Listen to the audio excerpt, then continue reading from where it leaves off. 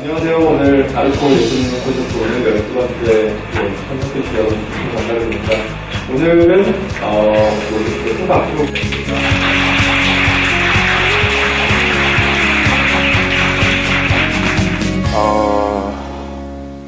오늘 어떤 얘기를 드릴까 하다가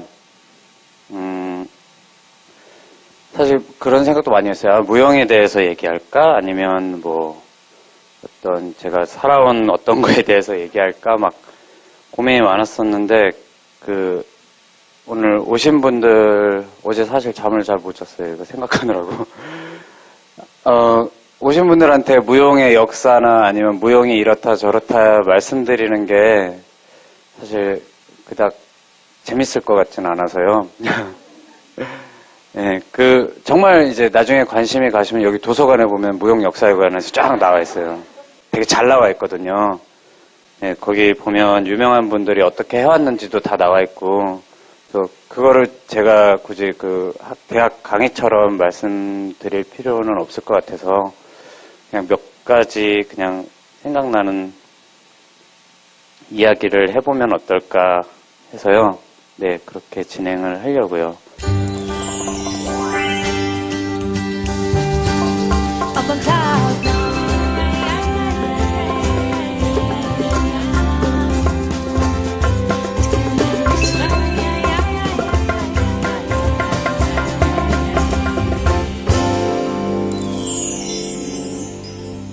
본의 아니게 어쩌다 보니까 방송 매체를 통해서 여러 사람들한테 관심을 받게 되고 조명을 받게 되면서 이제 저라는 인물뿐만 아니라 이제 무용에도 관심 많이 가져주시고 그래서 너무너무 일단 그거에 대해서 감사드리고요. 그래서 많은 분들이 방송 끝나고 저한테 가장 많이 물어보셨던 게 어떻게 하면 그렇게 할 수 있냐, 아니면 뭐 어떻게 그런 걸 생각하냐 이런 말씀을 많이 하시더라고요. 근데 답은 다 알고 있는 것 같아요. 그냥 연습하면 돼요. 네, 연습하면 되는데 그 사실을 좀 많이 부정을 하죠. 일단 어떤 거를 해냈을 때 혹은 그것을 보여줬을 때 그 결과물만 보고들 많이 어떻게 그렇게 하지? 근데 정말 이렇게 드러내놓고 네, 어떻게 보면 그냥 시간을 투자하고 거기에 대해서 연습을 하면 되는데 제가 나이는 얼마 안 먹었지만 예전 굉장히 오랜 시간 이제 춤을 춰왔거든요. 일생의 절반 이상을 춤을 춰왔는데 처음 처음 춤을 출 때부터 항상 어떤 단체 혹은 그룹에 들어갔을 때 잘했던 적이 한 번도 없어요. 진심으로. 그래서 항상 그 팀에서 제일 못했었고 항상 뒤처져 있었고, 그래서 남들보다 뭐 지금도 마찬가지지만 습득력도 느리고 표현할 수 있는 거, 그리고 몸도 유리몸이라고 잘 다쳐요. 그래서 남들보다 좀 더 많은 시간을 투자해야 되고, 그렇게 해서 계속 연습하다 보니까 시간이 이렇게 흘렀더라고요. 그래서 그런 가장 못하는 순간에 어떻게 버텼는지 사실 기억이 잘 안 나요. 그렇게 버텨왔던 시간들. 근데 일단 이거는 춤뿐만 아니라 모든 분들한테 말씀드릴 수 있는데 컴플렉스들 다들 있잖아요. 저는 컴플렉스로 완성체가 돼가지고 안 닿잖아요. 그래서 가끔 독일이나 네덜란드 화장실 가면 발이 이렇게 뜰 때도 있어요. 그래서 네. 키가 일단은 무대에 서는 직업이기 때문에 키로 인해서 혹은 어떤 방송이라는 거를 하면서 혹은 뭐 얼굴 때문에 키 때문에 뭐 아니면 무용을 하면서 돈이 없어서 뭐 이것저것 복합적인 컴플렉스들이 좀 많았어요. 그래서 심지어는 옛날에는 방송하다가 방송할 때 이제 가수들이랑 이제 잠깐 방송을 한 적이 있었어요. 그래서 연습을 쭉 하고 이제 쇼케이스 날 이제 매니저들이랑 뭐 여러분들이 오셔가지고 이제 마지막 체크를 하시는데 이제 매니저 실장님이 야 좋은데 저 조그만 애 좀 빼라 이래서 빠진 적도 있고. 예, 그런 컴플렉스들이 대부분 거기에서 오더라고요. 남하고 비교하는 거. 예, 다. 그러니까, 누구는 이런데 나는 이래. 나는 이거밖에 없는데 쟤는 이래. 누구하고 비교하기 시작하니까 내가 한없이 작아지는 거예요. 가끔 한없이 커지기도 하죠. 왔다 갔다 하는데, 그래서 누구하고 비교하지 않으면 그닥 큰 그게 없어서 자기 중심만 가지고 있으면 언제 뭘 하든 괜찮은 것 같아요. 자기가 누구랑 비교하기 시작하면 자기가 갖고 있는 거를 까먹게 되더라고요. 이거 눈 되게 아프네요. 네, 자기가 갖고 있는 거를 좀 까먹게 되는데 자기가 갖고 있는 게 얼마나 소중한지 알면 그걸 좀 더 발전시킬 수 있거든요. 그래서 그거 잊어버리지 마시고 꿈꾸는 대로 이렇게 이루어진다고 많이 하잖아요. 진짜 그렇더라고요. 그래서 제가 몇 개를 적었는데 잠시만요.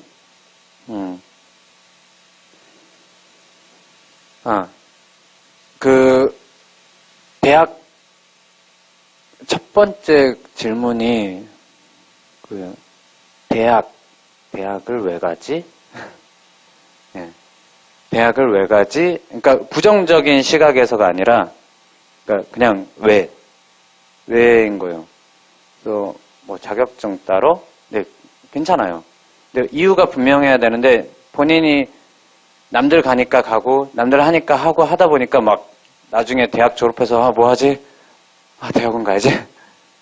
대학원 가서 뭐 하지? 박사 다 하네? 나도 박사 해야지. 박사 다 해서 학교에서 수업 하나만 주시면 안 돼요? 그래서 학교 강의를 하기 시작해요. 그러니까 제 주변에 있는 친구들은. 근데 그 친구들이 뭐 이거 일일이 얘기할 뭐는 아니지만 학교 강의를 하면서 본인이 투자했던 10년간 투자했던 돈과 열정과 시간을 모두 뽑으려면 20년이 걸려요. 20년 후에는 이제 안 써주죠. 그리고 또 하나, 이건 무용 쪽 얘기고요.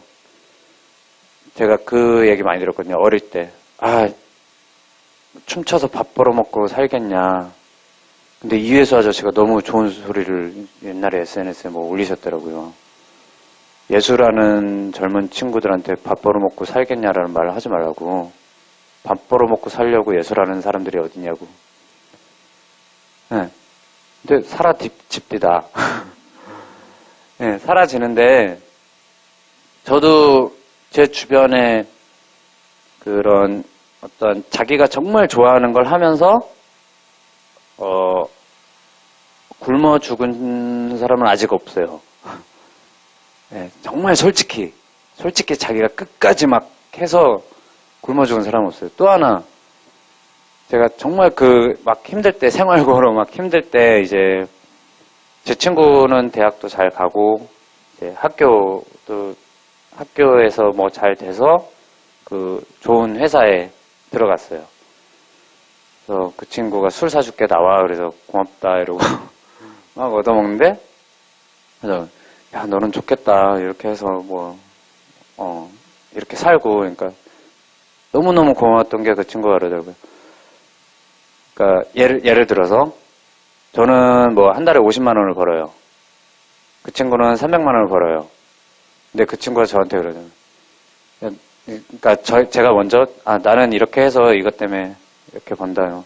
너는 너 좋아하는 거 하면서 50만 원 벌고 나는 내가 싫어하는 거 하면서 250만 원 내가 내가 하고 싶은 거에 쓰고 똑같은 거 아니야? 라고 얘기하더라고요.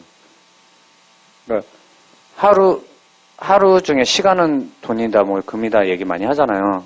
근데 하루 중에 절반 이상을 어떻게든 버티다가 그 몇 시간을 위해서 거기서 고생하면서 본 걸 거기 다 이제 하는 거예요. 보상 시민이. 그래서 결국엔 똑같다는 얘기인데, 네, 그래서 밥 벌어먹고 살겠냐라는 거에 대한 고민, 꿈 때문에 막 주변에서, 네, 그거에 대한 고민은 크게 안 가져도 살 수 있을 것 같아요. 물론, 누구처럼 어마어마한 집에, 좋은 차에, 뭐, 좋은 옷에, 좋은 가방에. 근데 사실 없어도 살거든요. 네, 근데 자기가 진짜 좋아하는 게 뭔지 깨닫는 게 제일 첫 번째인 것 같고요.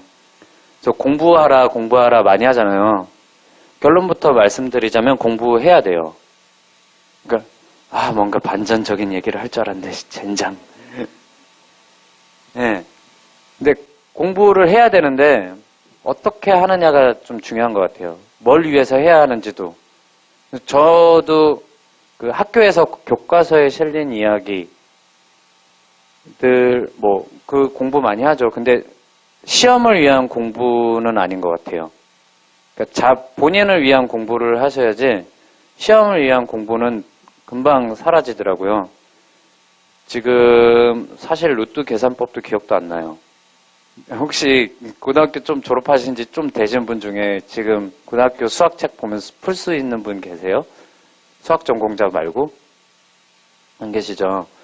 그래서 시험을 위한 공부를 하면 그게 왜요? 대학 가기 위해서. 그죠? 대학 왜 가요? 직장 때문에 가는 거잖아요. 먹고 살려고. 정말 이렇게 내놓고 얘기하면 자꾸 까놓고라고 나와가지고.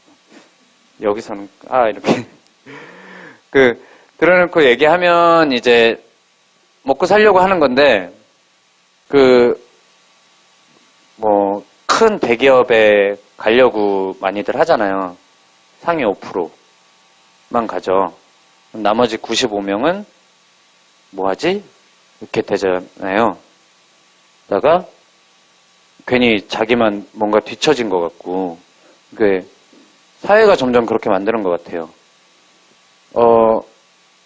우리나라는 제가 무용하고 있으니까 무용 얘기를 할게요. 무용단에 들어가도 학교를 꼭 졸업해야 된다라는 생각을 가지고 있어요. 무용단 직업을 얻었는데. 그리고 저한테도 아직도 제가 대학원은 안 나왔어요. 근데 저한테도 아직도 대학원 가라고 계속 저 생각해서 말씀해 주시는 분들이 있는데, 아직도 고민이에요. 왜? 배울 게 없다는 게 아니라, 배울 건 있지만, 정말 내가 공부하겠다라는 마음이 들 때 가고 싶은 거죠. 그래서 근데 외국에서 활동할 때는 1학년 대학 들어가자마자 어디 무용단에 됐어요. 학교 바로 그만둬요. 왜 학교를 왜 그만뒀어? 물어보면 직업 구했는데. 네. 그래서 대학은 사실 먹고 살 길을 좀 더 열어주고자 하는 문이 돼야 되지, 대학이 툴이 되면 안 돼요. 그러니까 자기가 하는 거에 대해서 꼭 한 가지 길만 있는 건 아니거든요. 예, 되게 여러 가지 길들이 있으니까 그거에 대해서 좀 열고 가면 어떨까 합니다. 이거 조명이 이러니까 극장 공연 보는 것 같잖아요. 그러니까 졸리죠. 이게 공연 보면 조명 때문인지 뭔지 모르겠는데 졸리더라고요. 저도. 공연 보다가 그런 생각들 많이 하시죠. 졸려. 미친. 저도 허벅지 찌르면서 막 볼 때 있어요. 잠깐 공연 얘기로 또 이렇게 점프했는데, 공연 보면서, 혹은 책을 보면서 그런 얘기들 많이 하세요. 너무 어렵다. 혹은 내가 혹시 무식해서 이해를 못하는 건 아닐까?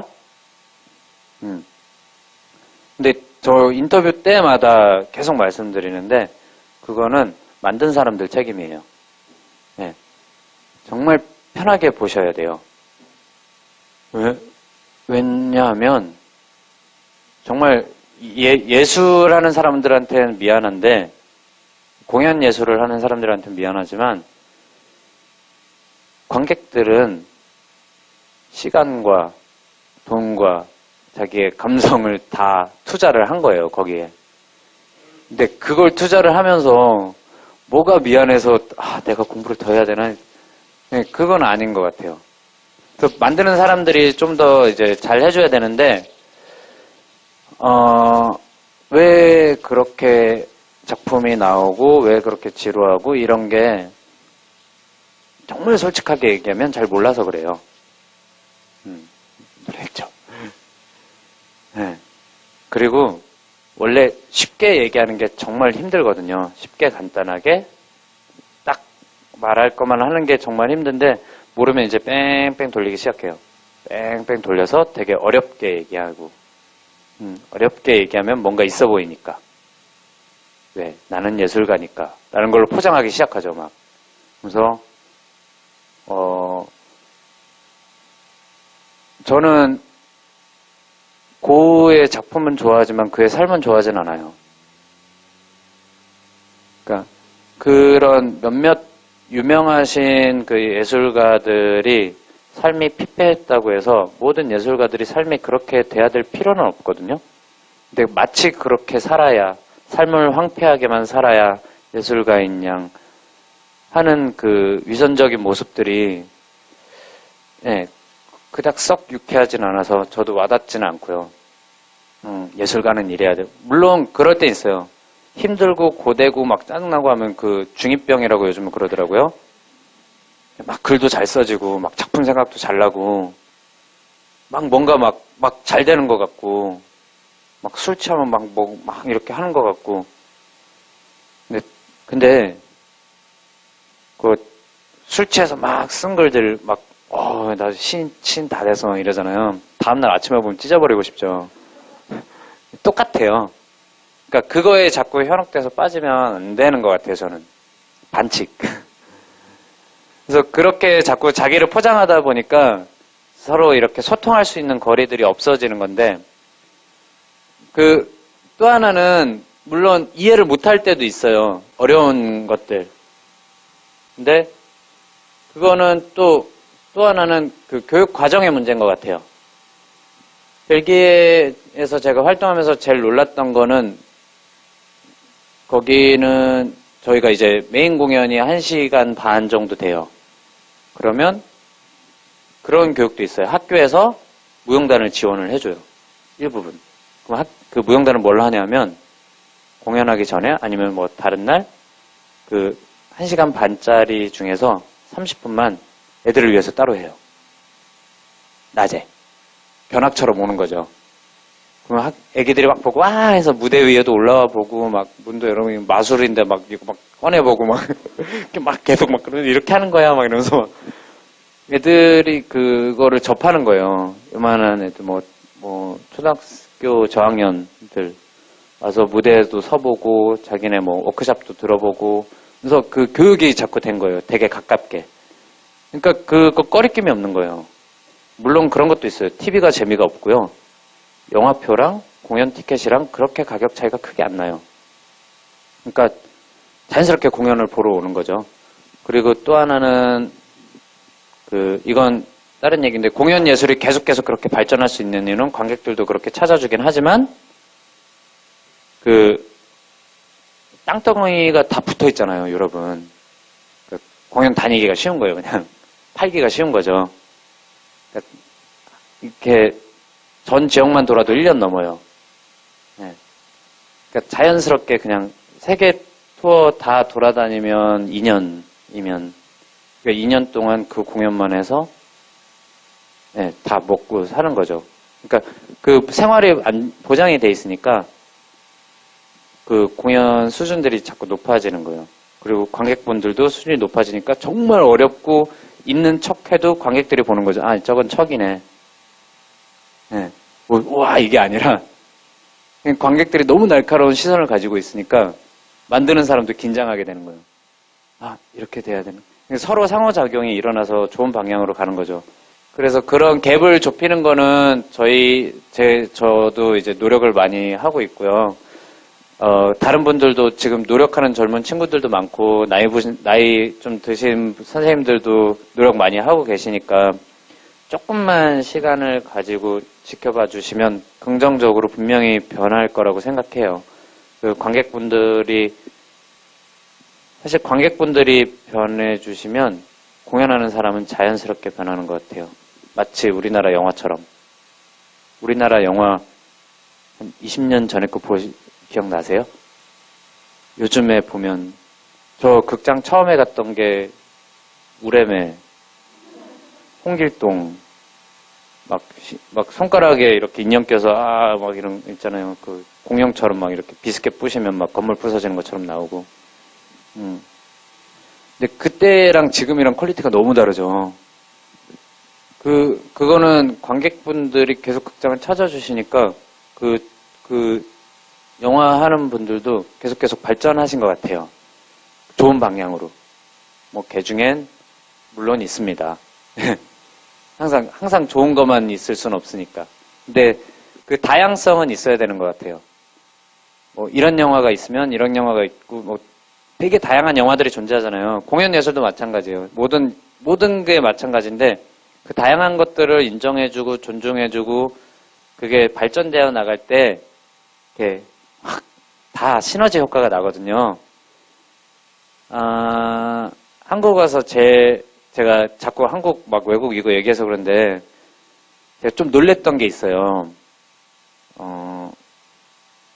여자분들이 다 똑같은 액세서리를 하시고 남자분들 머리 스타일이 다 이렇게 똑같은 이거 있죠. 이렇게. 또 다음 연도에 오면 남자들이 머리가 다 길어 있고 또 다음 연도에 오면 옷을 다 똑같은 걸 입고 있고. 그러니까 저 한국에 있을 때 몰랐던 거예요. 외국 나가니까 애들이 막 야 한국 애들 가니까 이렇더라니까. 아니야. 갔는데 그런 거예요. 네.